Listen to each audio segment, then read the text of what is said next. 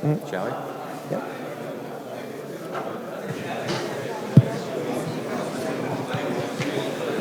All right, welcome back. So for the last lecture of the Sarnak ICM meeting, we're very happy to have Ben Green. He'll tell us about problems about points and lines. Okay, well, it's a great honor to be invited to speak here, of course. So it seems to be standard to begin by claiming that Peter has had a huge influence. But I'm going to prove it. So I don't know if you can see this, unfortunately. I'm going to try and zoom in. So these are excerpts from my papers, which I think prove beyond any doubt that Peter's had a lot of influence.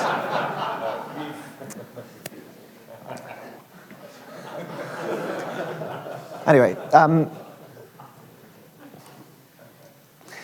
so you'll be glad to hear, because I'm having some trouble with sizing the slides, I'm actually going to use the boards today. But what I want to talk about is some mathematics that stems from this question by Sylvester, which I think is a very well-known question. And so let me just write the question down here. So take a finite set of points in the plane,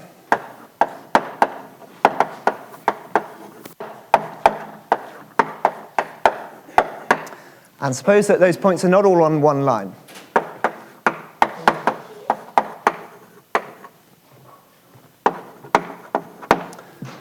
And then the question is, must there be a line that passes through precisely two of those points?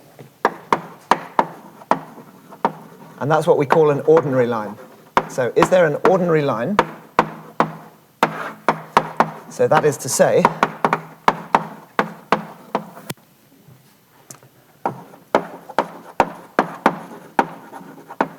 a line that passes through exactly 2 points.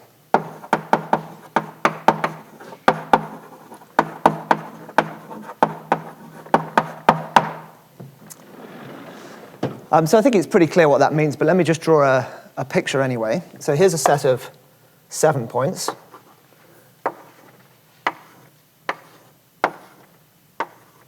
So they form an equilateral triangle together with the centroid and the midpoint. And, well, are there any ordinary lines here? Yes, there are, but there are not too many of them. So most of the lines pass through 3 points. But there are at least 3 lines. Maybe blue's not ideal for this. You use red. So there are 3 ordinary lines through precisely 2 points there. So Sylvester's question was asked in 1893. And I think probably most people here know that it's a theorem that the answer is yes, there is such an ordinary line. So this is called the Sylvester-Gallai theorem.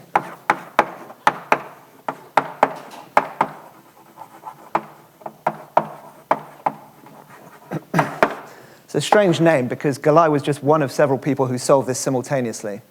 And this dates from about the early 1940s. So the answer is yes.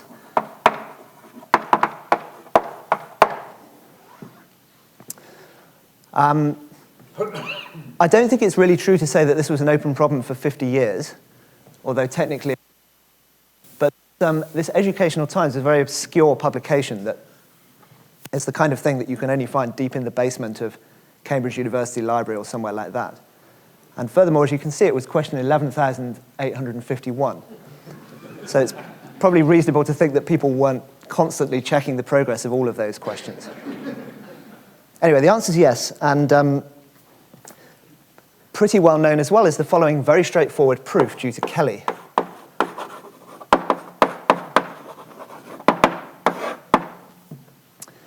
So the idea of the proof is if the points are not all on one line, so there's at least one point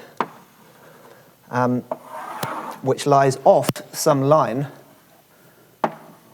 through 2 of the other points of the set. And because it's a finite set, I can assume that amongst all such pairs of point and line, the perpendicular distance here is minimal.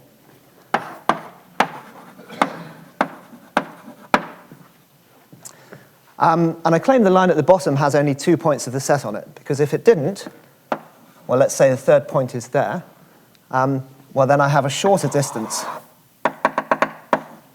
there. So if you haven't seen that before, I think that's a very cute argument, but I expect most people have.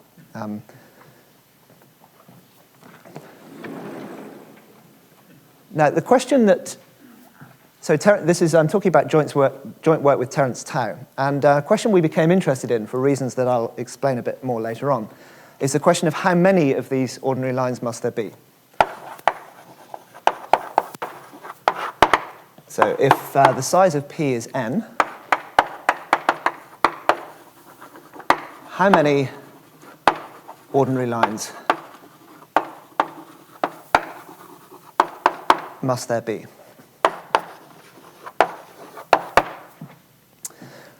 Well, just to somehow set the scene a bit, a random set of endpoints is very bad for this. That will have order n squared, n choose 2 ordinary lines. And clearly you can do much better than that by taking n minus 1 points on one line and 1 point off the line. So here's an example where the only ordinary lines through 2 points, are these ones. And so there are n minus 1 ordinary lines.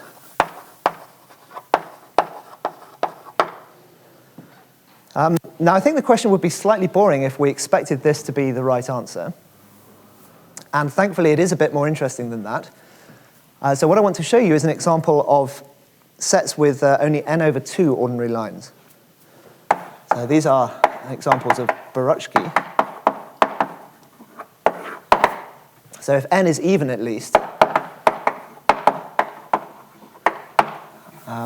we can make an example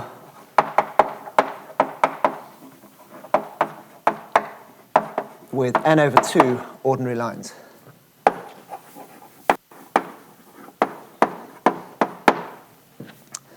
And the best way to see these examples, I think, is to work projectively. So instead of working in the affine plane R2, you work in the projective two-dimensional plane. And the problems are the same for fairly obvious reasons.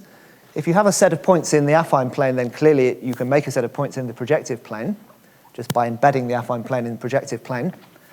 And the other way around, if you had a set of points in the projective plane, well, maybe some of those points are on the line at infinity, but you can always apply a projective transformation to move them away and put them back in the affine plane. So we work projectively.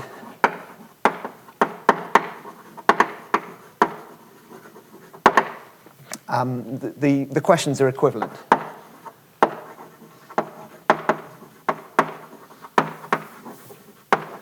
And once you decide to work projectively, well, this Boruchki example actually does place some points on the line at infinity. So what you do is you take, I'm going to show you when n is 12, take the points on a regular hexagon, to get, so 6 points in a regular hexagon, and then 6 corresponding points on the line at infinity, corresponding to the directions determined by the diagonals of, well, the chords of the hexagon. So you have a situation something like this, where lines are meeting. So lines through pairs of points on the hexagon are meeting on the line at infinity. And you may wonder why this isn't a violation of the Sylvester-Gallai theorem at first sight. But the ordinary lines are there, of course, and they are the tangent lines to the hexagon. So, I'll try the yellow one. So there are 6 tangent lines to the hexagon, and those are ordinary lines. So the 6 tangent lines are ordinary, and no others are. Every other line passes through at least 3 points. Now, I wanted to show you how this looks when you apply a projective transformation. And maybe I can. How do I actually go to the next page? Try this. Oh, no.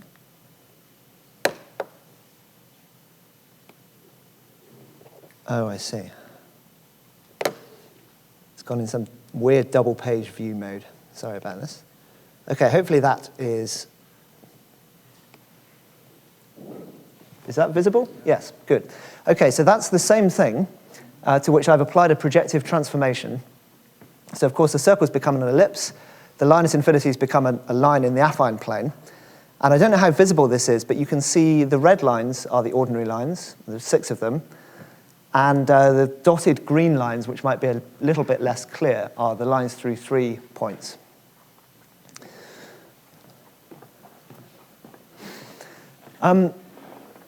There are somewhat similar examples when n is odd, but you don't quite get n over 2. So when n is odd, there are various ways you either add or delete a point.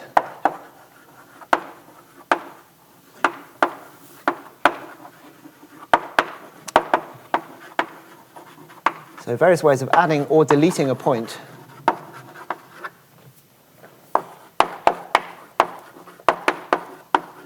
And you get roughly 3n over 4. 3n over 4 plus O of 1 ordinary lines.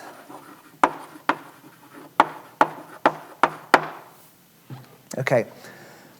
So the theorem of tau and I that I want to discuss is the fact that these Boruchky examples are the best you can do.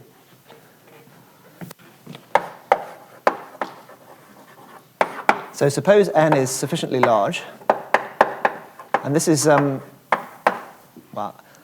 it's one of these traditionally bad bounds that people in my subject have a reputation for. This was more just, well, partly laziness, but also the point where there's a kind of pigeonholing argument got out of control and we couldn't rein it in. So suppose n is at least some enormous number, then any set of n points, non-collinear points,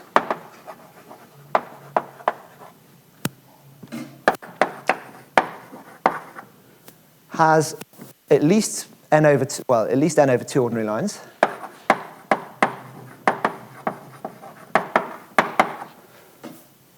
Or at least 3n over 4 when n is odd, plus O of 1. Ordinary lines. And furthermore, the only examples are those Boruchky examples up to projective equivalence.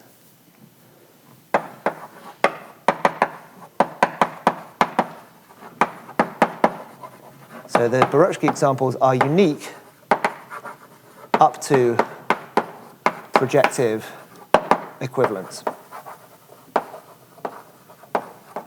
OK. So I know that Peter likes to see structure in mathematics. And what's really going on here, there turns out to be more algebraic structure here than you'd think at first sight. And the key observation here is that whilst, as I said, these Boruchky examples are the best examples, you can also get some pretty good examples coming from cubic curves, from, for example, elliptic curves. So cubic curves will also lead to examples of sets with few ordinary lines.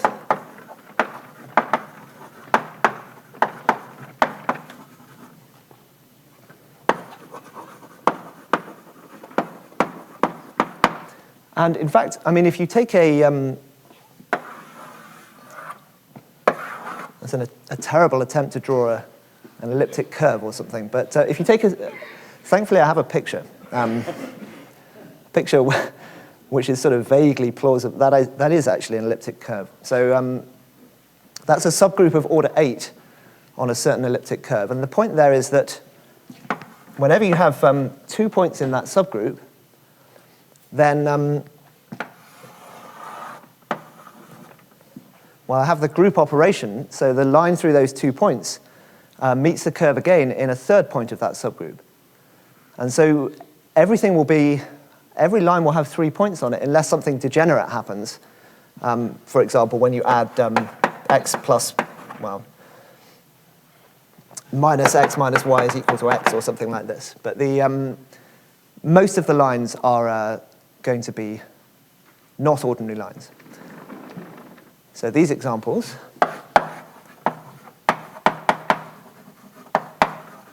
will have something like n.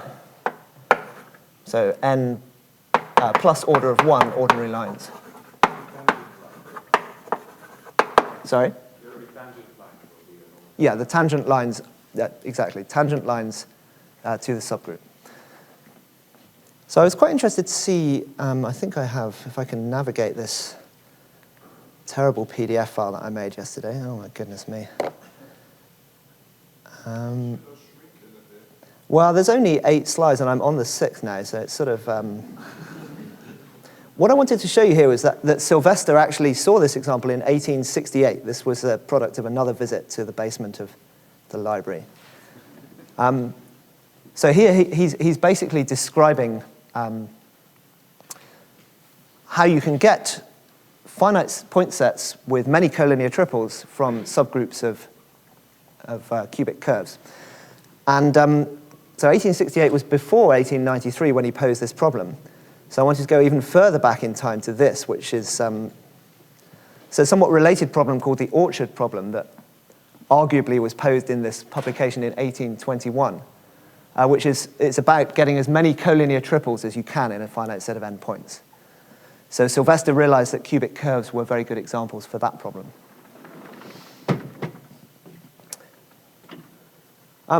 Anyway, so what do we have here? We've got various... Actually, before I rub this off, I just wanted to say also in keeping with tradition in this subject, so Tao and I have this lower bound of 10 to the 10 to the 10. What do we expect the correct answer is? Well, 14 is probably the correct answer. And so there's a set of points here. This is 7 points. And this has fewer than n over 2 ordinary lines. It has 3 ordinary lines. And there's a corresponding set of 13 points with 6 ordinary lines. And nothing else is known. Nothing bigger than that is known. In principle, that could be, there's a finite check that could be done there, but that's not been done. Anyway, I've shown you various examples of sets of n points with few ordinary lines. And what do they have in common? Well, here we have a line and a point. Here I have a conic and a line. And then over there I have a cubic curve, an elliptic curve. And so what they have in common is that they're actually all cubic curves, although, of course, these are reducible cubic curves. And this is merely contained in a reducible cubic curve. Well, I suppose you could just take 2 copies of that point. So cubic curves have something to do with this story, and that, I think, is the more interesting theorem that Tao and I have established. So was there a lower bound known before? Oh, yes, that's a good question. There were various lower bounds known before, better than 1. So I'm going to show you a proof of 3 in a moment. But actually, linear in n lower bounds were known, and I think maybe 6n over 13 was previously known. So there's a paper by Chima and Sawyer.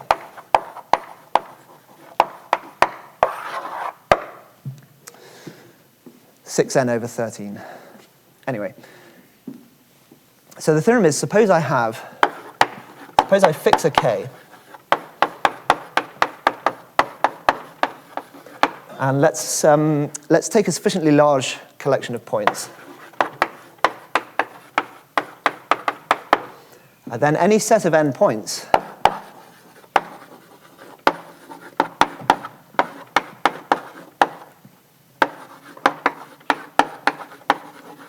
with at most k times n ordinary lines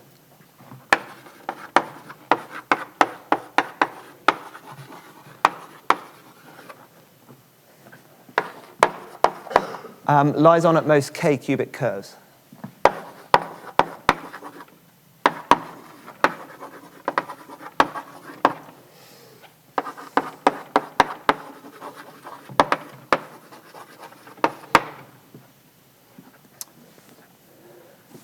Now, actually, that's not quite correct as stated. There are some degenerate cases where you lie on slightly more than that number of lines, but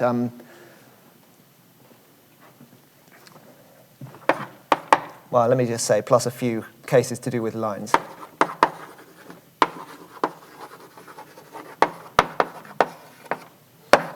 But more or less, this is true. So that's mostly what I want to talk about. Let me just say, how would you use this to prove the theorem that I stated right the way over there about the fewest number of ordinary lines? Well, apply it with k equals 1. Then I know that any set of n points with at most n ordinary lines lies on a cubic curve. And then I just check the cases. That's not actually that easy to do. Maybe I'll say a few words about it later. It uses quite a lot of additive combinatorial techniques to do with what we call approximate groups to handle that. But that's roughly how it goes. Have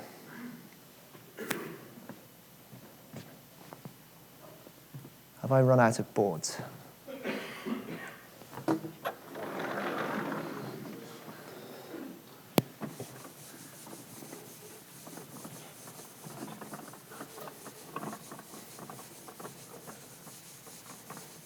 I should say this is by no means an if and only if, of course. I mean, even just on one cubic curve, a random selection of n-points on a cubic curve will have many, many ordinary lines. And also, if you just take two completely different elliptic curves, if you try and take points on both of them, then you're again going to end up with a huge number of ordinary lines. So it's definitely not an if and only if.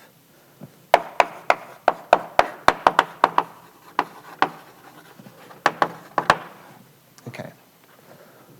Could I just ask what time I'm supposed to stop so that I can think about what I'm going to... 10 after. Okay.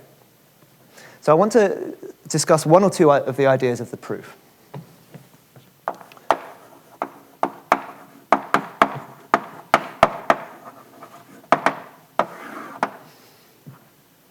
So the basic idea of the proof is to take a proof of the Sylvester-Gallai theorem and try and do a stability analysis of it. So evaluate what happens if that proof was sharp. So, for example, you could look at Kelly's proof, which gave one ordinary line, and ask, well, can I say something about the structure of the set of points if it didn't, in fact, give me lots of ordinary lines, like at least n or something?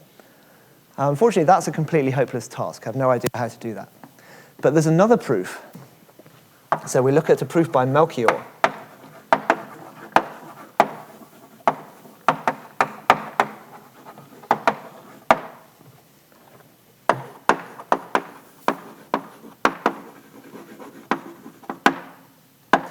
So it's a completely different proof that depends on duality, projective duality, and Euler's formula. So we look at the projective dual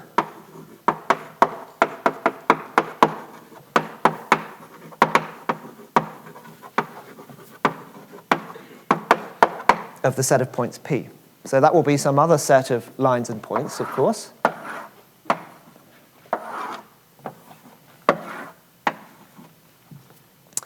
And it will have some number of vertices, edges, and faces.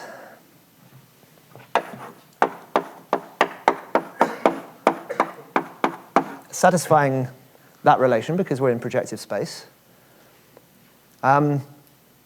Something very degenerate happens if all of the points are on a line. So I'm going to just pretend that, as my assumption is that they're not all on one line. So Melchior's proof involves looking at this formula. And, well, let's write down some expressions for V, E, and F. So first expression is that V is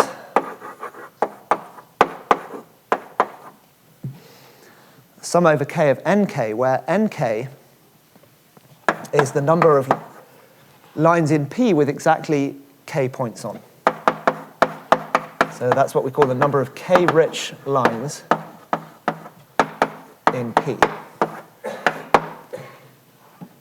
This is completely obvious because V is just the number of points in P star, which is the number of lines in P, and every line has some number of points on it. So there's nothing mysterious there.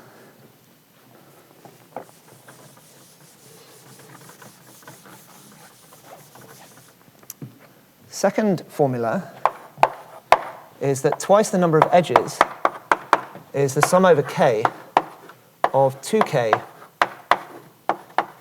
nk. And the proof of that is by the standard graph theoretic fact that you can double count the edges by counting the degrees of the vertices here. And this is where it takes a bit of time to decode the duality. So a vertex here is the dual of a line in P, so L star. What's the degree of that vertex? Well, I get a contribution of 2 from each line that passes through it. But lines are points back in P, so I get twice times the number of points on L. So look at 2a, 2e is the sum over L star of the degree of L star. But the degree of L star equals twice the number of points on L.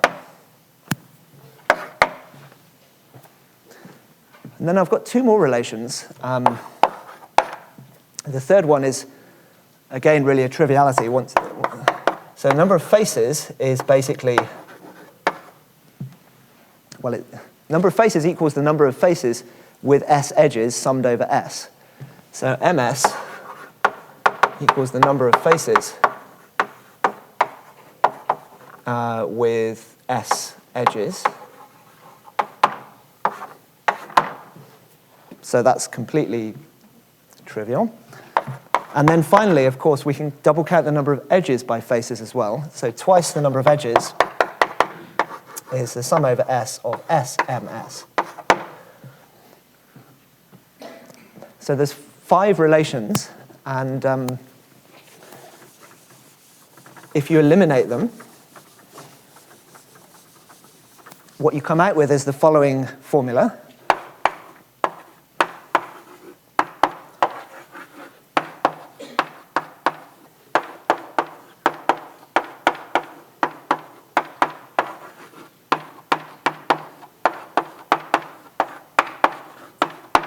So these 5 relations imply that formula.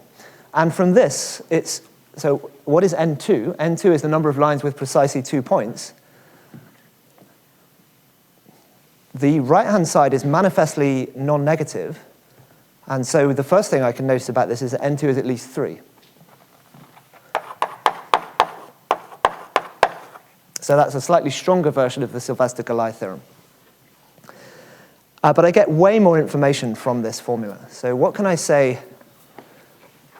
So how about I try and... Before you raise Yeah. it, there's one nice advantage of showing you how to find the line, the ordinary line.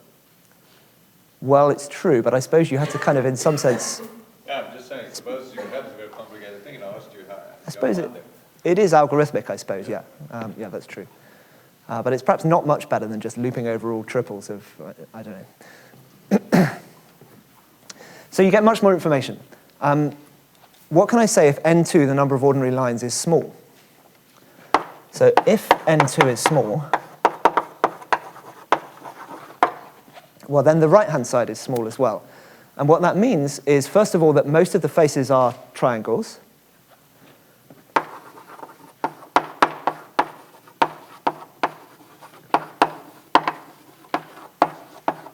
Of course, I'm being a bit vague about what I mean by most here, but you can make all this quantitative. So I've got most faces are triangles, and the biggest contribution to this term comes from the case, of course, k equals 3. So lines with 3 points on them, which in the dual corresponds to vertices of degree 6. So most faces are triangle, and most vertices have degree 6.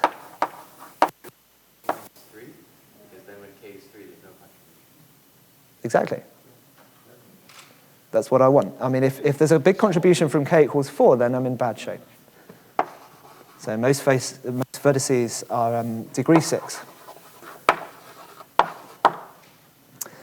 So, well, you can kind of begin to imagine then what this dual must look like. If I've got a load of triangles and vertices with degree 6, it's going to look like a triangular lattice.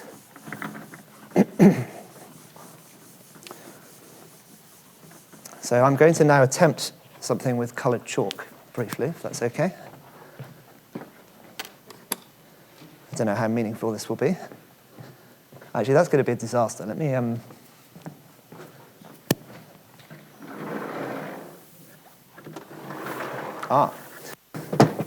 Okay.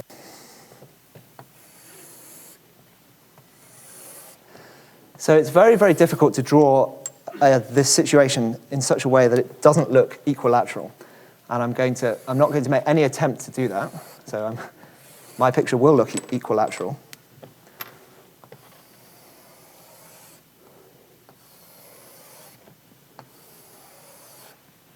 So this is a picture of the dual of the point set P. But something that surprised me when I first looked at this, you know that if you take a set with few ordinary lines and take its dual, the dual must look, at least locally, like a triangular lattice. So it's kind of interesting to ask what happens if you take a subgroup of an elliptic curve and look at its dual. So I'd never seen this before, but maybe it's well known. You get quite an attractive, you get quite an attractive picture. So you can see that this triangular structure is it comes in big pieces, but it's not a global triangular lattice structure. Anyway, by this kind of argument, or by making it rigorous, what you can show is that if P has few ordinary lines,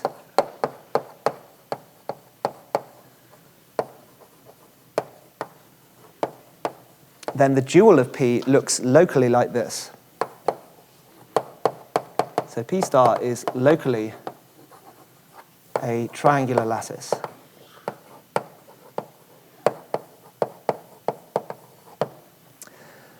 And so then what we want to do is show that being a triangular lattice in the dual means that the points lie on a cubic curve in the original projective space.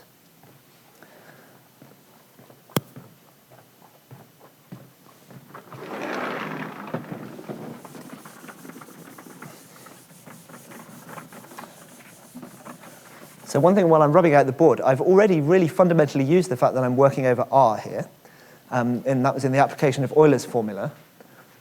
So in particular, we don't know these theorems over C at the moment.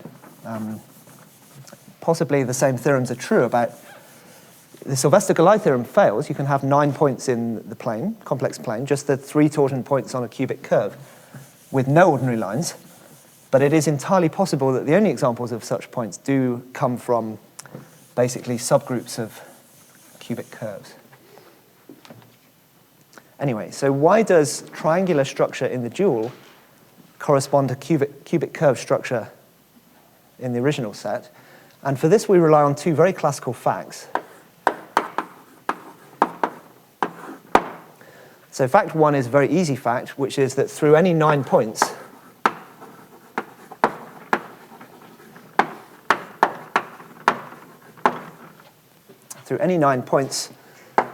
in the plane, there is a cubic curve.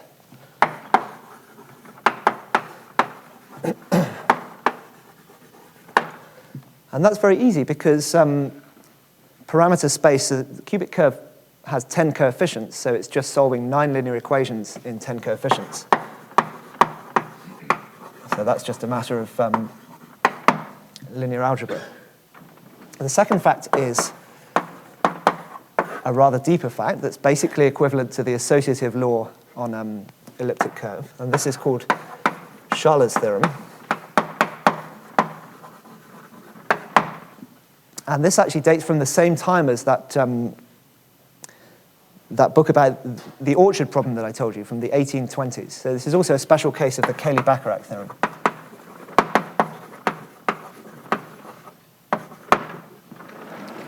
So for this, we use another clean board.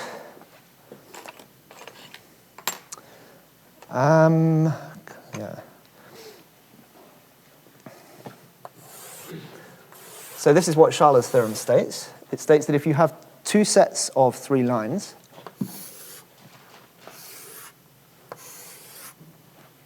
they're meeting in 9 points.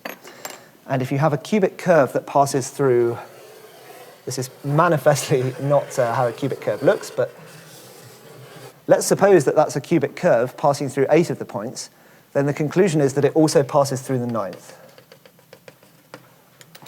So any cubic curve passing through 8 of these points, where these points means the points that I get by intersecting 2 triples of lines, passes through the 9th.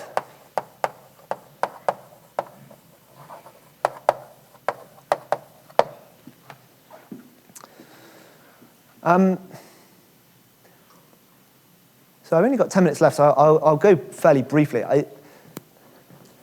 Well, actually, maybe I don't need to go too briefly. I want to convince you that this hexagon, there's a hexagon that I've drawn here. So this, and the 9 lines through it correspond to exactly the Cayley-Baccarat configuration over there. And maybe I can label these lines in a way that suggests this, but I may get this wrong. So I'm going to label the green ones like that. Q0, Q1, Q minus 1, and then R0, R minus 1, R1 star. Hopefully I did it in a way such that, no, I did it wrong, but well, it's possible to do this in a way that the 6 points of the hexagon are exactly the points where the indices add up to 0. So actually that looks now, that looks quite plausible now. So back over here,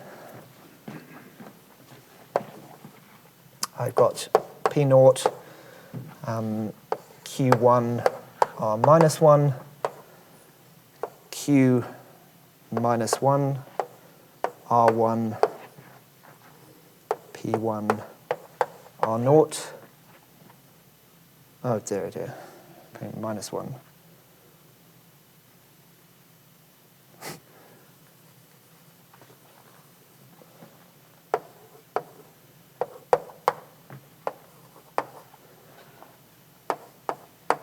Yeah.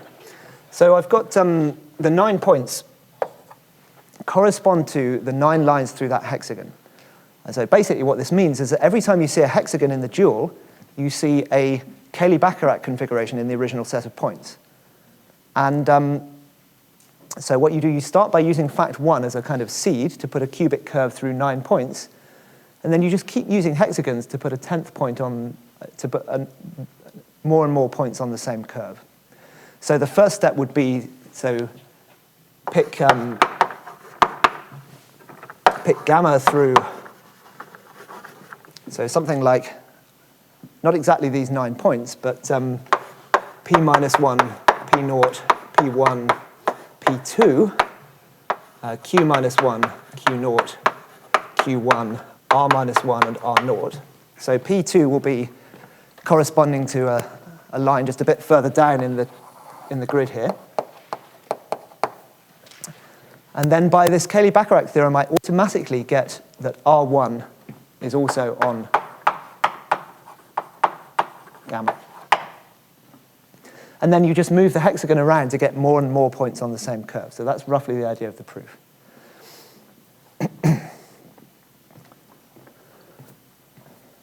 So I have still 10 minutes left, so I want to do 2 things then. And that's basically as much as I want to say about the proof of the statement about sets with few ordinary lines lying on cubic curves. I want to just show you very, very baby version of why additive combinatorics comes into this.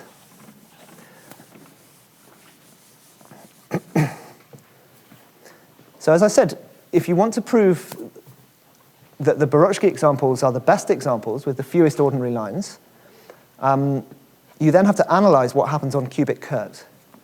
So let's pose a model question. Suppose I had the following degenerate cubic curve, which is just the union of a parabola and a line.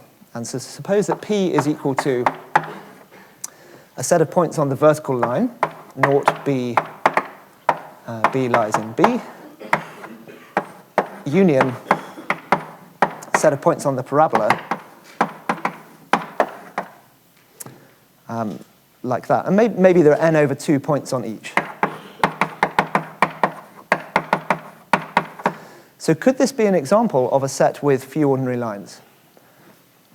Well, when would I have 3 points? I should apologize for how elementary this talk is. It really is. At this point, this is perhaps a low point of... this is something that, well, until recently, you used to do at age sort of 14 in the UK. School, maybe not anymore. I'm probably going to get it wrong now as well. So when you have 3 points...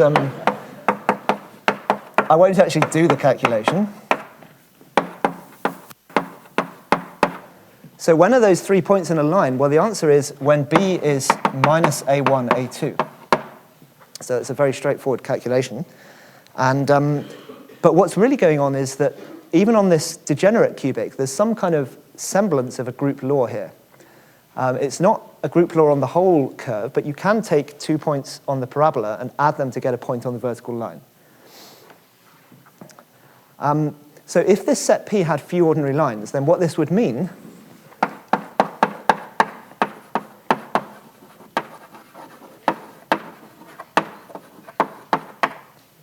is that almost always, when you take the product of two elements in A, minus that product lies in B. So almost all pairs, A1, A2,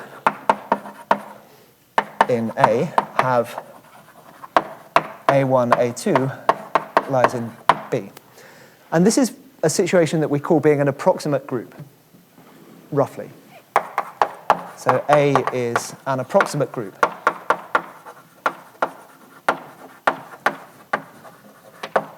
So basically, this is exactly what it means, that the set of pairwise products is mostly constrained.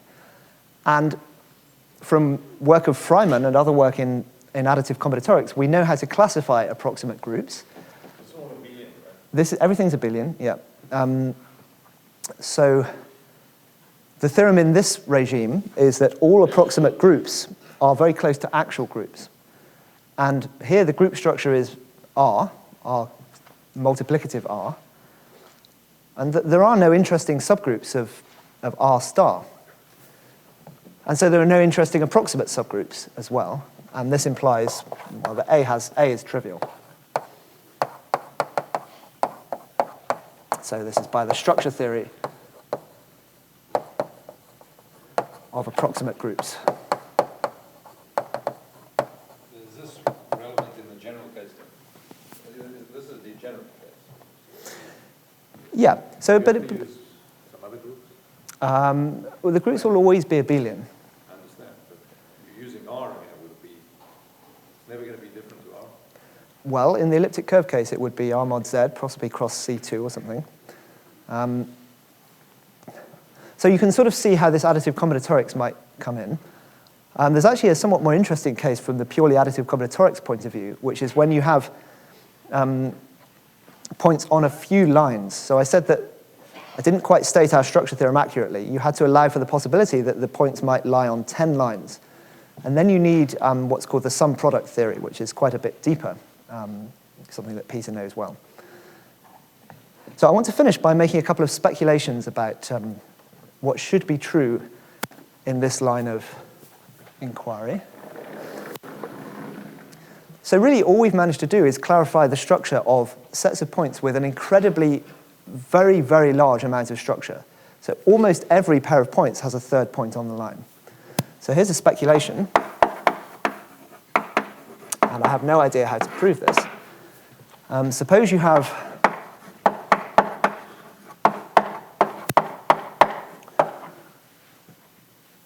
a finite set, and just to avoid degeneracies, let's suppose that there are never more than 100 points on a line. There should be some statement including that case as well, but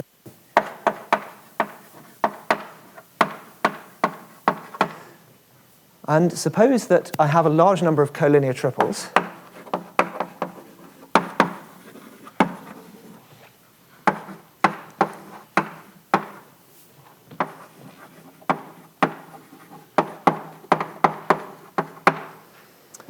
Amongst the points of this set.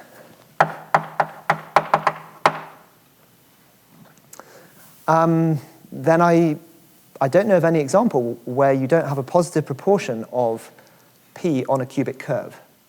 So is it the case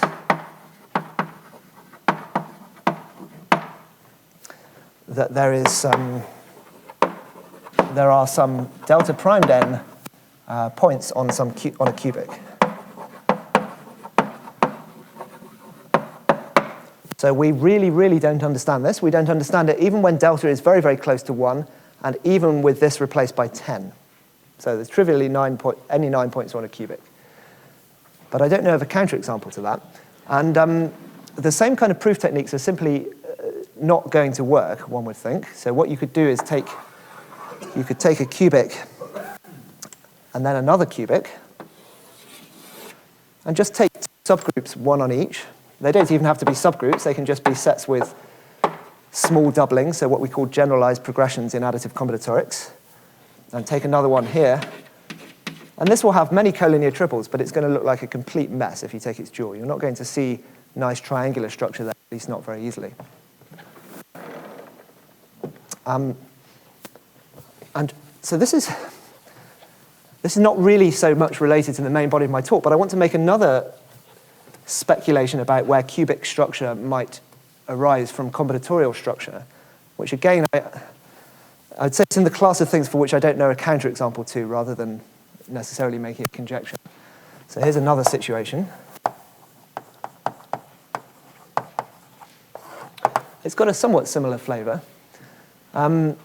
Suppose I take a set of points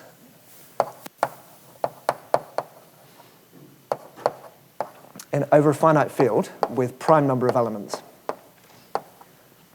And suppose, so P, this is capital P.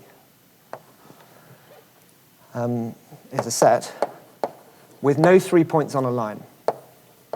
So it's somehow the complete opposite of the situation I just described.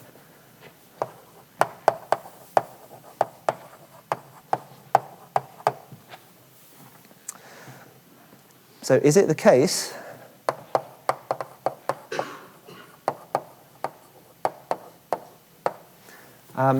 is it true that P lies on a cubic except for a tiny error?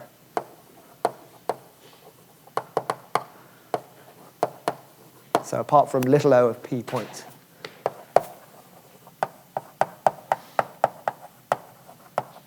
So I find this problem very fascinating, not least because there's an enormous literature on these sets with no 3 points on a line. They're called arcs. And there's many, many examples of arcs and theorems proven about maximal arcs and so on. And all the examples are compatible with this conjecture, but so far I've never been able to find this conjecture stated anywhere. So this one is, a lower bound on the difficulty of this one is that it's actually false if I don't work over a prime field. So there's something a bit weird going on here. But anyway, I'll leave you with those two questions about where cubic structure might arise. And seeing as this is the last talk, I would like to take the opportunity to thank the organizers very much for this wonderful conference. Thank you very much.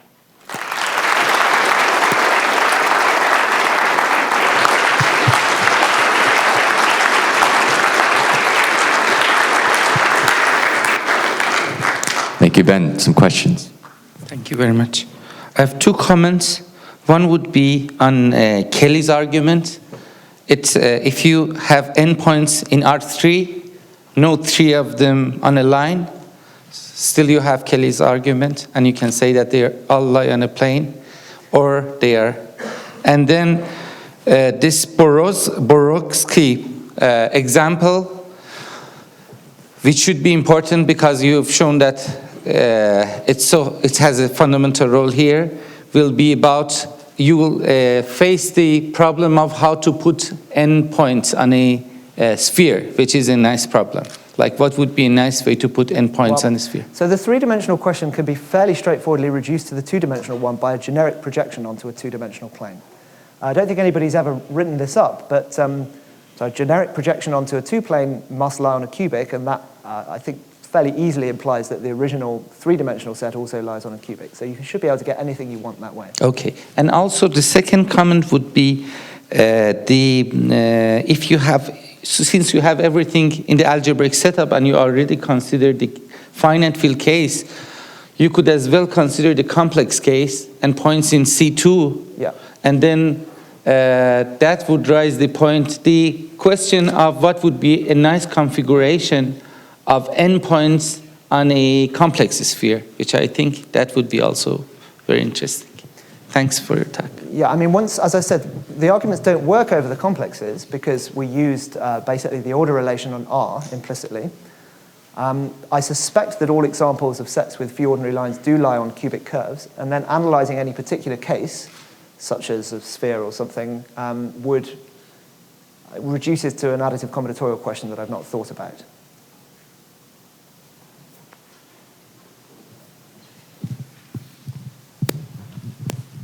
So there's a version of Sylvester-Gallai for conics as well, that an ordinary conic should be a conic that passes through exactly 5 of your points. Yeah. And there are also lower bounds for like the number of ordinary conics you have to have. Do you know structurally what you expect a set with few ordinary conics to look like?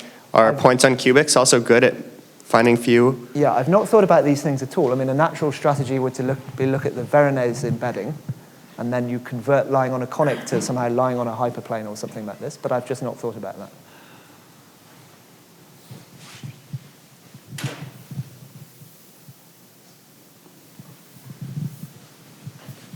Alex, if there's another question, we should take that first. Where?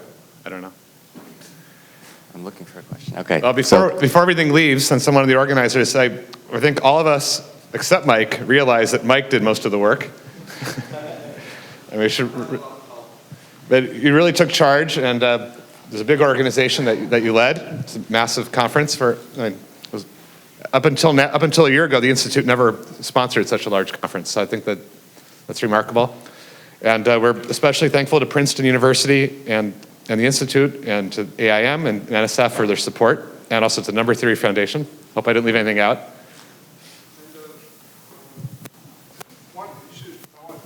Yeah. Hold on a second.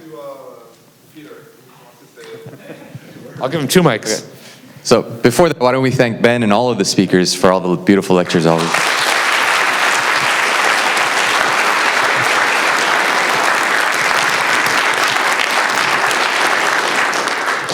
Well, firstly, let me thank the speakers as well. This was just one of the best set of lectures I have stopped going to conferences, but maybe I should start going again if this is the standard level. I appreciate it greatly. I appreciate all the sponsors, the organizers. This has been emotionally quite draining on me. Nothing that is said here is accurate, but if it's partially accurate, I'm a very happy man. I would also like to thank all of you who came who I don't know, and all the young people who might be inspired from these lectures. We're just regular people lecturing here, and you can achieve your goals. So I hope that's the biggest impact of this conference, and I really appreciate all the kind things that have been said. They could have easily been much worse. Thank you.